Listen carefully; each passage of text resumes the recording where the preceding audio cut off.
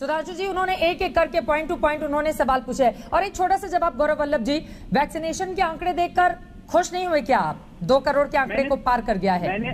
मैंने तो चित्रा जी आपको खुशी के मारे मैंने शुभकामनाएं भी दी सारे देशवासियों को, पर एक आंकड़ा और देना चाहता हूं सभी देशवासियों को। 1 जून 2021 को 92 देश वैक्सीनेशन में हमारे से आगे थे। 19 जुलाई 2021 को 96 देश वैक्सीनेशन में हमसे आगे थे। 12 अगस्त 2021 को 108 देश वैक्सीनेशन में हमसे आगे थे। ठीक है। 16 सितंबर को 113 देश वैक्सीनेशन में हमसे आगे थे।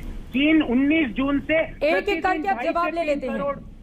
प्रतिदिन वैक्सीन लगा रहा है। ठीक है, सुधांशु त्रिवेदी जी जवाब दीजिए उनके सवालों का। देखिए, गौरव वल्लभ जी जैसे पढ़े लिखे व्यक्ति को इस ढंग का अनर्गल बातें नहीं करनी चाहिए। आपने कहा कि फला तारीख को 108 देश हमसे वैक्सीनेशन में आ गए थे। आप दुनिया के 108 देशों के नाम बता सकते हैं जिनकी 1 करोड़ पॉपुलेशन हो? चलिए 50 लाख से अधिक पॉपुलेशन के 108 देशों के नाम बताइए।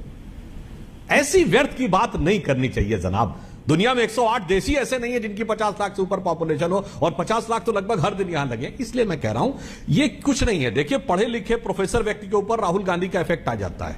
अभी इन्होंने बेरोजगारी की बात कही थी, मैं बताना चाहता हूं बेरोजगारी की समस्या क्या है कि भारत की राजनीति का एक चिर युवा राजनीतिक बेरोजगार है, जो पद छोड़ देता उसके बाद एक्टिविटी करते रहना चाहता है। तो उसकी बेरोजगारी, राजनीतिक बेरोजगारी की समस्या ज्यादा है। हां, यह मैं मानता हूं ईमानदारी से कि कोविड काल में पिछले 1.5 वर्षों में बेरोजगारी बढ़ी है, विश्वव्यापी बढ़ी है। यह विश्व की, भारत की नहीं, भारत के साथ साथ पूरे विश्व की अर्थव्यवस्था का सबसे भीषण संकट है। और आज से ही नहीं, गौरव जी आप ऐतिहासिक, आप तो आर्थिक विषयों के जानकार हैं। जुलाई 2019 में, यानी कोविड आने से 8 महीने पहले, आईएमएफ की चीफ, उन्होंने बाकायदा जुलाई 2019 का आंकड़ा कोट करते हुए जब नया कार्यभार ग्रहण किया तो उन्होंने कहा कि world is in a systematic recession. पूरा विश्व की अर्थव्यवस्था एक गहरे रिसेशन की तरफ जा रही है, और जिससे आने वाले समय में इतनी तेजी से अर्थ विकास की दर कम होगी। और कोविड ने आकर उसमें और बुरा कर दिया। और नहीं हो तो मैं दर्शकों से कहता हूं, जाके जुलाई 2019 का आईएमएफ की चीफ का स्टेटमेंट जाके पढ़ लें। और इसलिए जो ये बात करने लगते हैं उसकी हर चीज के लिए मोदी सरकार, अरे भाई ठीक है, आपके मन में पूरा भाव होगा, मगर आपने किसान के मुद्दे पे जवाब नहीं दिया। क्यों नहीं पंजाब की सरकार वो 5 साल की जो जेल वाला क्लॉज है वो है या नहीं है, तो क्यों नहीं हटाया है? अगर एमएसपी की जरूरत है तो अब पंजाब में फल और सब्जी पे एमएसपी क्यों नहीं है?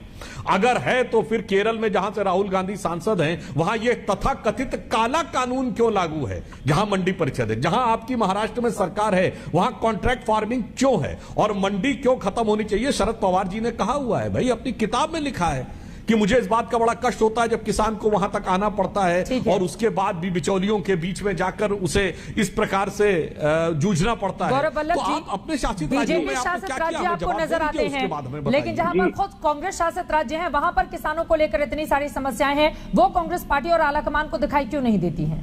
चित्रा जी देखिए कितनी बड़ी अजीब सी विडंबना है। राकेश टिकैत सवाल पूछे तो सुधांशु जी कहते हैं राकेश जी की तो हैसियत ही। गौरव वल्लभ सवाल पूछे तो बोले राहुल गांधी जी की। अरे मैंने तो आपसे बड़ा सरल शब्दों में सवाल पूछा था कि 25,000 रुपए प्रति हेक्टेयर किसानी की लागत बढ़ी क्योंकि आपने कीटनाशक हो, डीजल हो, उस पर कंटिन्यूअसली आपने टैक्सेस बढ़ा के किसान का जो खेती का मामला है उसको अनप्रोडक्टिव, नॉन प्रॉफिटेबल कर दिया। मैंने तो आपसे सम्मान पूर्वक पूछा कि 27 रुपए प्रतिदिन क्या किसानी आपको जायज लगते हैं? और आपने बेरोजगारी की बात करी सुधांशु जी।